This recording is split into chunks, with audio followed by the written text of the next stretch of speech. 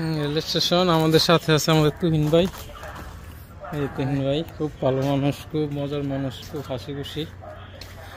তুহিন ভাই অনেক দিন ধরে আছে আমাদের এই কোম্পানিতে।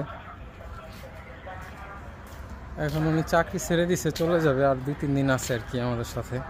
তুহিন ভাই, এখন আপনি কতদিন এখানে ছিলেন? 2 মাস। এই দেশে 2 বছর। 2 বছর। আপনি কি ডাইরেক্ট আসছেন বাংলাদেশ থেকে? ডাইরেক্ট ভিসা নিয়ে আসছি। দিল্লি থেকে ভিসা করছিলেন? আমি করছি ভিসা হয়েছে আপনার থেকে, রাজস্থান থেকে, জয়পুর। রাজস্থান? আমরা তো সবাই দিল্লি যাই, আপনি রাজস্থান। ওই জন্য ভিসার শিওর হয়েছে। আচ্ছা, মানে আপনার এজেন্ট আপনার ওইভাবে রাজস্থান থেকে দাঁড়া করাইছে। তো 2 বছর কেমন কাটালেন এই দেশে? কি অবস্থা, দেশের পরিস্থিতি কি ভাই? ভাই সবকিছু ঠিক আছে, সবই ভালো। পোল্যান্ডের অবস্থা এখন খুব খারাপ, ইমিগ্রেশন অনেক হাই। তো পোল্যান্ড আগের মতো আর নাই, আগে যেই রকম ছিল এইরকম নাই, অনেক হার্ড হয়ে গেছে। ইমিগ্রেশন প্রতিদিন চেক করতেছে। ওটা তো করবে, সব দেশেই করে, এটা তো স্বাভাবিক ব্যাপার। না, পোল্যান্ডে এইরকমটা ছিল না। পোল্যান্ডে আগে আপনি ইচ্ছা মতো চলতে পারছেন, কাজ করতে পারছেন, কোনো ঝামেলা ছিল না। এখন অনেক অভিবাসী ঢুকে যাওয়ার পরে এইরকম হয়ে গেছে। আমরা তো সবাই লিগেলি আসি, এদেশে তো পোল্যান্ডে ইলিগেল আসে না তেমন। পোল্যান্ডে গভর্নমেন্টের কথা হচ্ছে ওই দেশে পোল্যান্ডে 0% ইলিগেল ইমিগ্রেশন রাখবে। 0% ইলিগেল কোনো ইমিগ্রেশন এই দেশে থাকবে না। আচ্ছা, আপনি এই 2 বছর কি কি কাজ করছেন? কয়টা কোম্পানিতে কাজ করছেন? আমি 2 বছরে 2টা কোম্পানিতে কাজ করছি। ওইখানে আসার পরে আগে একটা কোম্পানিতে কাজ করতাম, ওইখানে কোম্পানির বিভিন্ন দোকানে পাঠাইছি। কোম্পানির 28টা দোকান ছিল। আর এখন যেখানে আসছি ওইখানে মোটামুটি ভালোই ছিলাম, কিন্তু তারপরে চাকরিটা ছেড়ে দিলাম, নিজে কিছু করার ইচ্ছে। আচ্ছা আচ্ছা, তার মানে আপনি ব্যবসা বাণিজ্যের দিকে দেখি ভাই, আল্লাহ যদি সহায় হয় তাহলে নিজে কিছু করার ইচ্ছা আছে। এখানে ভাই এই আমাদের বাংলাদেশের যে কাবাব সেক্টরে কাজ করে, এখানে বেতন কীরকম অবস্থাটা আর কি? কাবাব সেক্টরটা আসলে মানে সব মানুষ তো আর একরকম না, এক সময় দেখা যায় এক রকম। তো মালিক যদি ভালো হয়, ব্যাড ট্যাক্স ঠিক মতো দেয়, তাহলে কাবাব সেক্টর খারাপ না। কিন্তু কাবাব সেক্টরে এটা মাইনে নিতে হইব। কাবাব সেক্টরে অন্যান্য কোম্পানি থেকে স্যালারি তুলনামূলক কম, ডিউটি বেশি। তো পুলিশ কোম্পানিগুলো যেহেতু একটু হার্ড, আর কাবাবটা যেমন এতটা হার্ড না। এখানে মাঝে মধ্যে বাঙালি মালিক, তো তারা মাঝে মধ্যে মনের দুঃখটা বুঝে, সময়ের সময় সুবিধা অসুবিধা বুঝে, এতটুকুই স্বাচ্ছন্দ্য। কিন্তু যদি টাকার প্রয়োজন হয় তাহলে পুলিশ কোম্পানির উপরে কোনো নাই, পুলিশ কোম্পানি বেটার। আর কাবাবে তো আপনার ডিউটি বেশি দিতে হয়। যদি কোনো বাঙালি চায় যে না আমি ফিউচারে কাবাবের ব্যবসা করব, তার জন্য কাবাবের দোকান নাম্বার 1 কথা বলছেন এটা আপনি একটা। আর যদি স্টার্টিং স্যালারি কি রকম আমাদের এখানে? স্টার্টিং স্যালারি হওয়া উচিত কি রকম, আর দেয় কি রকম একটু বলুন। না, ওই ওয়ার্ক পারমিট তো লেখা থাকে আপনার মোটামুটি ভালোই। এখন যেহেতু স্যালারি বাড়ছে 48-46-97 টাকার মতো, বাট কোম্পানি আপনারে ওই টাকাটাই পে করবে। এখান থেকে ব্যাড ট্যাক্স কাটার পরে হয়তো বা 3600 টাকা আপনার কোম্পানি পে করবে। আর এই ক্ষেত্রে যদি 3600 টাকা আপনার বেতন দেয়, এই ক্ষেত্রে ম্যাক্সিমাম দোকানগুলোতে থাকা হওয়া কোম্পানির দেয়। আর যদি সেম এখানে তো 12 ঘন্টা ডিউটি, সপ্তাহে 1 দিন ছুটি, আর এই সেম কাজটা যদি পুলিশ কোম্পানিতে করেন, যদি আপনার একবারে ন্যূনতম স্যালারি হয়, তাও 7000 টাকা প্লাস আসবে। অনেক ডিফারেন্স আর কি। তাহলে অনেকটাই ডিফারেন্স। এই জন্যই বললাম যে পুলিশ কোম্পানি বেটার, যদি কেউ পরিশ্রম করতে পারে, যে না বাঙালি মাইন্ডটা দূর করতে পারে। আর যদি কেউ মনে করে যে না, পুলিশ কোম্পানি সিমিলার আর কি, এক এক কোম্পানিতে এক এক রকম কাজ। পুলিশ কোম্পানির পরিশ্রম অনেক বেশি কাবাবের দোকান থেকে পরিশ্রম বেশি, এটা ভুল কথা ভাই। আমরা যারা কাবাবে কাজ করি তারা কি পরিশ্রম কম করি? 12টা ঘন্টা আগুনের সামনে দাঁড়ায় থাকতে হয়। এগুলো তো আমাদের বাঙালির ভুল ধারণা। আপনি অন্যান্য দেশের লোকগুলো দেখেন, কেউ কাবাবে ঢুকে না। পোল্যান্ডে টাকা আছে, কিন্তু কাবাব ছাড়াও টাকা আছে।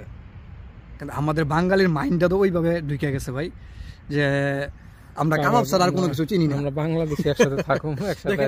এদেশে অনেক উজবেকিস্তান আছে, প্রচুর ইন্ডিয়ান আছে। কয়টা ইন্ডিয়ান দেখেন তো কাবাবের দোকান আছে? কয়টা উজবেকিস্তান, কয়টা ওই যে রাশিয়ান কাবাবের কাজ করে। রাশিয়ান তো প্রচুর, পাড়ায় রাশিয়ান পাবেন। তারা তো কেউ কাবাবের কাজ করে না। প্রত্যেকেরই গাড়ি নিয়ে ঘোরাঘুরি করে। ইউক্রেনি তো পুরো ইউক্রেনের আপনার 75% মানুষ এখন পোল্যান্ডে, বাট তারা কি কাবাবে কাজ করে? তাহলে এটা আসলে এখন তো এই ক্রোয়েশিয়া, রোমানিয়া এইসব দেশ থেকে আসলে বন্ধ হয়ে গেছে লোকজন। এখন যারা সরাসরি বাংলাদেশ থেকে আসবে তারা সাধারণত পলিশ কোম্পানিগুলোতে আসবে। এখন এখানে একটা প্রশ্ন হচ্ছে তারা কেন কাবাবে ঢুকে বলে আমরা বাঙালিরা, কারণ প্রথম কথা হচ্ছে আমরা ভাষাটা বুঝি না। পোল্যান্ডের সবচেয়ে মানে যে হার্ড যে জিনিসটা হচ্ছে ভাষা, ল্যাঙ্গুয়েজটা। তো ভাষাটা বুঝি না দেখে আমরা মনে করি, আমাদের মাইন্ডটা কাজ করে যে আমরা তো কাবাবে ঢুকতেছি, কাবাবে তো বাঙালি, হয়তো আমরা এনে স্বাচ্ছন্দ্য বোধে কথা বলতে পারবো, এতটুকুই। কিন্তু পোল্যান্ডে ইংলিশটাও এরা এতটা বুঝে না, বুঝলেও বলতে চায় না, আর বুঝেও না, একদম কম। ওরা একদম কম, অফিস আদালতে তো ওরা বুঝেই না একদম। আমরা তো যাই বিভিন্ন জায়গায়। এইটাই হচ্ছে আপনার আর কি পোল্যান্ড। তো পোল্যান্ড খারাপ, পোল্যান্ড ইউরোপের অন্যান্য দেশ থেকে থাকা খাওয়ার খরচ খুব কম, শান্তির একটা দেশ।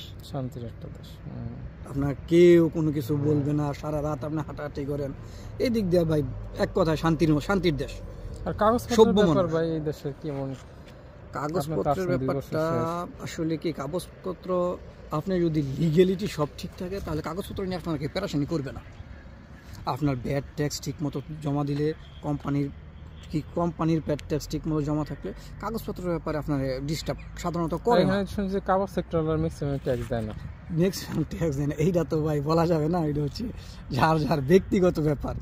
এই যেমন আমি এখন যেই কোম্পানিতে আছি, এই কোম্পানিতে যাই হোক না হোক ট্যাক্সটা ঠিক মতো পে করে। যেটা আপনি বললেন যে কাগজপত্র, আমি যেটা বলতেছি যে ন্যাশনালিটির পিআর এর ব্যাপারটা, এই দেশে পিআর এর ব্যাপারটা হচ্ছে কি, আপনার পিআরটা করতে হলে আপনাকে মিনিমাম 10 বছর এই দেশে স্টে করতে হবে। 10 বছর 5 বছর থাকার পরে, 5 বছর থাকার পরে মূলত এটা বলে, কিন্তু মানে B1 ক্লাস করতে হবে। এই দেশে B1 ক্লাস ছাড়া পিআর এর চিন্তাই করতে পারবেন না। মানে সার্টিফিকেট, B1 সার্টিফিকেট লাগবে, মাস্ট। 5 বছর অ্যাপ্লাই করা সম্ভব। 5 বছরের ভিতরে আপনি সর্বোচ্চ 9 মাস দেশের বাইরে থাকতে পারবেন, মিলাইটিল একসাথে না। মানে 5 বছরের মিলাইটিলে 10 বছরের 5 বছরের ভিতরে সর্বোচ্চ 9 মাস, তার বেশি যদি থাকেন তাহলে হবে না। তার মানে পিআর পায় না, এই দেশে অনেক বাঙালিরা পাইছে না। পিআর পাইছে বলতে পোল্যান্ডে পিআর পাইছে এরকমটা খুব কম।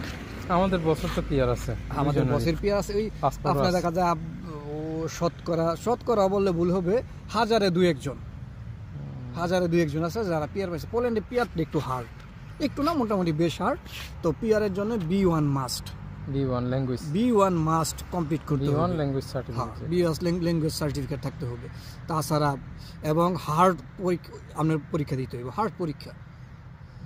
পুলিশরা মানুষ কিরকম? এই যে পুলিশরা খুব শান্তিপ্রিয় মানুষ ভাই, পুলিশরা আপনাকে ডিস্টার্ব করবে না, তারা খুব হেল্পফুল। এক কথায় বলতে গেলে তারা খুব হেল্পফুল মানুষ, তারা কখনোই কাউকে ডিস্টার্ব করে না। বাংলাদেশ থেকে সরাসরি এখন হয় পোল্যান্ডে ভিসা আসতে পারে মানুষ? আপাতত বর্তমান বিগত 6 বছর যাবৎ, 6 মাস যাবৎ ভিসার ইস্যুটা অনেকটাই কম হয়, কিন্তু অনেকটাই কম না। গালফ থেকে, মিডল ইস্ট থেকে আসে এখন মানুষ। মিডল ইস্ট থেকে কিছু তাও বোধহয় খুব বেশি তা না। ব্যাপারটা হচ্ছে আমরা বাঙালি জাতি তো ভাই, আমরা তো ক্রাইমের সাথে জড়িত, এটা তো আমাদের রক্তের সাথে জড়িয়ে গেছে। আমরা এই দেশে আইসে শান্তিতে থাকি না, দেখা যায় আমাদের লাইসেন্স নাই, ওইটা নাই, ড্রাইভিং লাইসেন্স থাকে না, তখন আমরা ড্রাইভিং করি, যাতে আমরা ধরা পড়ি। এইরকম অ্যাভেলেবেল কিছু ঘটনা ঘটার পর থেকে ইমিগ্রেশনটা একটু অন্যরকম হয়ে গেছে, এই জন্য ভিসার ইস্যুটা কমে গেছে। যাক, অসুবিধা নেই, অনেক কিছু জানলাম আজকে আমরা তুহিন ভাই থেকে। তুহিন ভাই বিগত 2 বছর যাবৎ আছে এই দেশে। উনি গ্রামের বাড়ি হলো ওনাদের নরসিংদীর স্মার্ট ছেলে, ভদ্র ছেলে নরসিংদীর। খুব ভালো মানুষ, আমাদের সাথে আছে। আমি কাজ করতেছি ওনার সাথে প্রায় আজকে 2 মাসের মতো। আমি 2.5 মাস হয়েছে আসছি। তো উনি নিজে দোকান নিচ্ছে, এখন চলে গেছে, যার জন্য কিছু এক্সপিরিয়েন্স শেয়ার করলাম আপনাদের মাঝে। সামনে আরও কিছু এক্সপিরিয়েন্স শেয়ার করবো, অসুবিধা নেই। ভালো থাকবেন সবাই, তুহিন ভাইয়ের জন্য দোয়া করবেন, আমার জন্য দোয়া করবেন। আসসালামু আলাইকুম, বিদায় নিলাম।